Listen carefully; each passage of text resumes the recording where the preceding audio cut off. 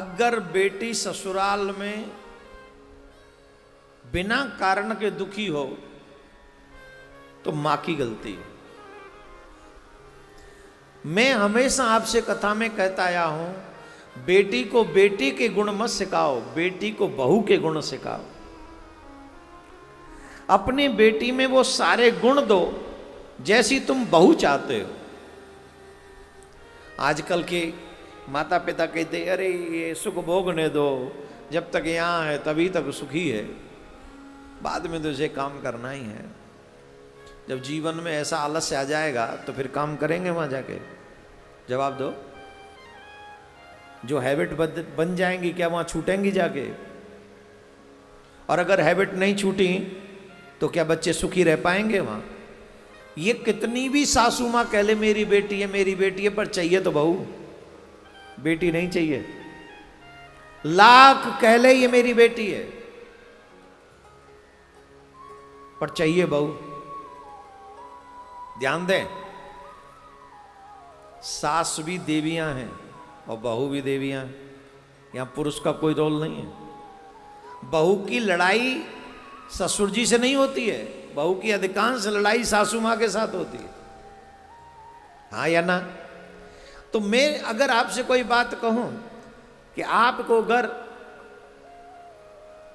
अपनी बेटी को सुखी देखना है तो उसमें सारे वो गुण दो जो बहू में देखना चाहती हो आप, कि जिसके घर में भी वो जाए उसे परफेक्ट बहू मिले, उसे सिखाना न पड़े। और तब वो उसकी सास नहीं कह पाएगी तेरे माँ बाप ने तुझे कुछ सिखाया नहीं, सिखा के ही भेजा है। मां सुनैना ने राजकुमारी सीता जी को भी बहुत सारे गुण सिखाए। ये भी कहा कि तुम यहां बेटी हो पर वहां तुम जो है बहू हो। और एक और बात बताई, वहां कोई काम ऐसा मत करना जिसकी वजह से तुम्हारे पिता को सर नीचा करना पड़े। एक और बात ध्यान रखें, बेटा अगर बिगड़ जाए तो एक कुल में दाग लगता है, और बेटी के स्टेप इधर उधर हो जाए एक आध तो दो कुल बदनाम होते हैं। अच्छा करें तो दो कुलों का नाम होता है। एक, अरे फलाने की बेटी ने बड़ा अच्छा किया। दूसरा, अरे क्या बात है फलाने की बहू है, गजब कर दिया, गोल्ड मेडल लेके आई है। हो गया नाम दो कुलों का। याद कीजिए, जिस समय महाराज जनक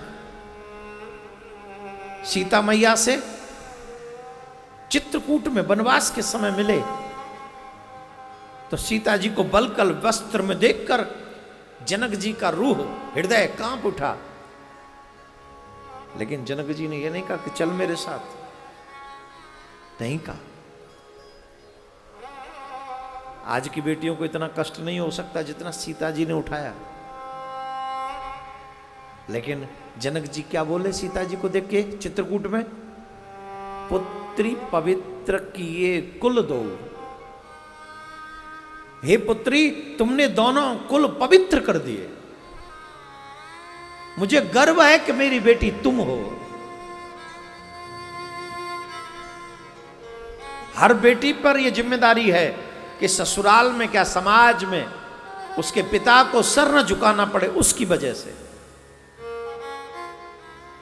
ये बेटे के, अरे देखो भाई एक बात समझो, बेटे और बेटी सिर्फ संपत्ति के लिए नहीं होते हैं। अगर माँ बाप की जिम्मेदारी है तुम्हें पढ़ा लिखा कर अच्छा बनाने की, तो तुम्हारी भी जिम्मेदारी है पढ़ लिख के अपने माँ बाप के सम्मान को आगे बढ़ाने की। माँ बाप सर्वेंट नहीं है, हमारे नौकर नहीं है। ये बच्चों को समझना चाहिए।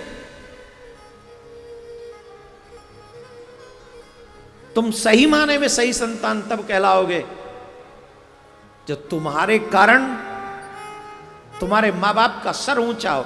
आज जनक जी चित्रकूट में कह रहे हैं कि बेटी तेरी वजह से हमारा कुल धन्य हो गया, दोनों कुलों का तूने नाम कर दिया।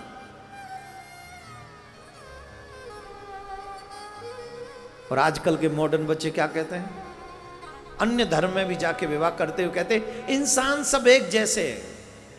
अपने बाप से पूछो जाके, जब उनके मान सम्मान को कुचल कर आप जाते हो तब पूछो उस बाप से क्या बीतती है। तुम्हारे लिए इंसान यहां इंसान धर्म आ गया, मानव धर्म दिखाते हो यहां पे अपने स्वार्थ अपनी वासनाओं को पूर्ण करने के लिए, अपने माँ बाप के सम्मान को कुचल के, तब मानव धर्म है।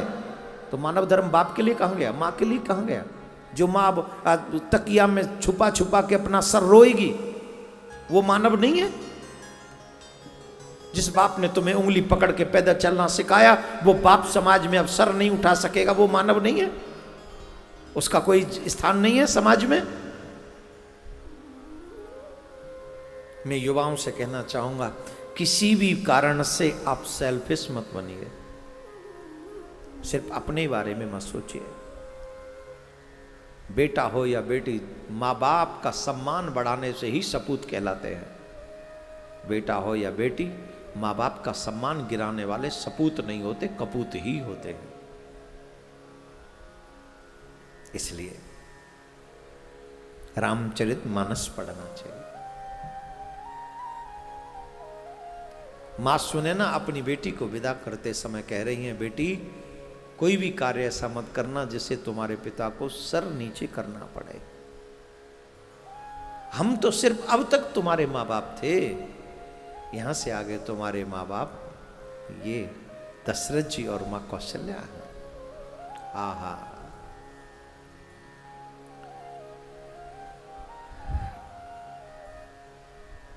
जब जानकी जाने लगी तो मुड़कर अपनी मां को देखा, दासियों से कहा, मेरे जाने के बाद मेरी मां को बहुत दुख होगा, मेरी मां का ध्यान रखना। जब जब मेरी मां मेरी याद करे तब तब मेरी बात मेरी मां को सुनाना। मां को दुखी मत रहने देना, मां को दुखी मत रहने देना। और वो पल भी आ गया जब मां जानकी विदा हो रही थी। उसी समय महाराजा चक्रवर्ती दशरथ के समधी श्री जनक जी पहुंच गए। और जैसे ही जनक जी अपने पिता को मां जानकी ने देखा, दौड़कर लिपटकर अपने पिता से खूब रोए। सियहि पीलो के धीरता भागी, रहे कहावत परम बैरागी। लीन राय और लाए जानकी, मिटी महा मर्याद ज्ञान की। जैसे ही मां जानकी को, बैरागी हैं ये, विधेय हैं, पिता के लिए अगर इस संसार में सबसे मुश्किल पल होते हैं तो वो पल होते हैं अपनी बेटी को विदा करना। बेटे से ज्यादा प्यार करते हैं बेटी को, लेकिन जब वो बेटी विदा होकर जाती है तो पिता से, लोग तो कहते हैं कि पिता बच्चों से प्यार नहीं करता, मुझे लगता है कि बेटी से जितना बाप प्यार करता है कोई कर नहीं सकता, कोई नहीं कर सकता। कितना भी बड़ा ज्ञानी हो, कितना भी बड़ा बैरागी हो, कितना भी बड़ा त्यागी हो, लेकिन जब बेटी को विदा करता है ना, वो सिर्फ बाप होता है और कुछ नहीं, सिर्फ पिता होता है। जानकी को देखकर मिथिलापति मिथिलेश रो रहे हैं और पूछ रहे, विधाता तूने बेटी को जन्म ही क्यों दिया? बेटी को जग में जन्म होनो ही दुख रूप, घर में कोई न रख सक्यो रंक हो चाहे भूप। बेटी का जन्म जग में जन्म दुख है। कोई कितना भी बड़ा आदमी क्यों ना हो, अपनी बेटी को घर में नहीं रख सकता। उसने अपनी बेटी को विदा करना ही पड़ता है। बेटी मैं भी तुझे अपने घर नहीं रख सकता। कोई बाप समाज का नहीं रख सकता अपनी बेटी को अपने घर, विदा करना पड़ता है। हर बाप की मजबूरी है।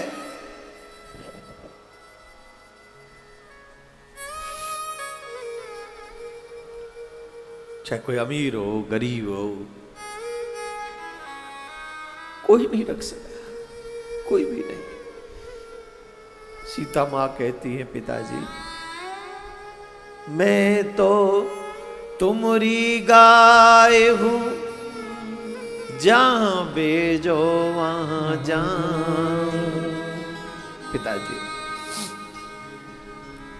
मैं आपकी गाय हूं, आप मुझे जहां भेज दोगे मैं वहीं चली जाऊंगी। कभी भी आपको शिकायत नहीं मिलेगी मेरी। पिताजी मेरे जाने के बाद अपना ध्यान रखना। बेटी जिस समय जाती है ना, उस समय सिर्फ एक दुख होता है कि मेरे पिता का ध्यान कौन रखे।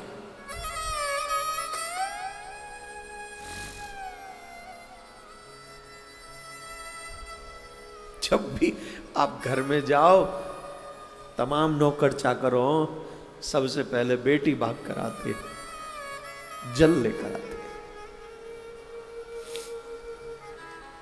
ससुराल जा रही है, एक नए घर जा रही है, नहीं पता वो घर कैसा होगा, मैं कैसे रहूं, अपनी चिंता नहीं उस बेटी को।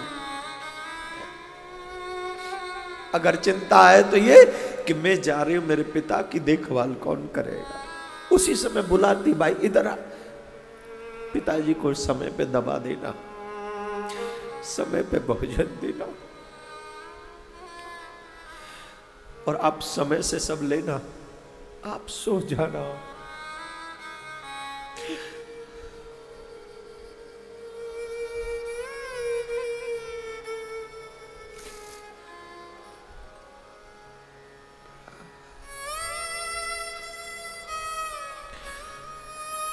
कोई नहीं इतना ध्यान रख सकता, कोई भी नहीं। जितना बेटियां अपने पिता का ध्यान रखती हैं।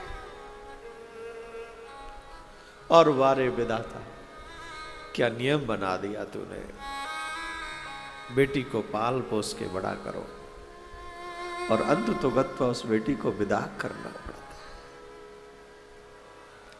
किसी ऐसे व्यक्ति के साथ जिसका पता नहीं वो कैसे रखेगा, नहीं पता कि वो मेरी बच्ची के साथ, मेरी गुड़िया के साथ, मेरी लाड़ू के साथ कैसा व्यवहार करेगा, उसे सुखी रखेगा दुखी रखेगा, नहीं पता। अगर पिता के पास कोई पूंजी है तो वो बेटी है, वो गुड़िया है, वो फूल सी बच्ची जिसको बाप अपने जान न्योछावर करके पालता है।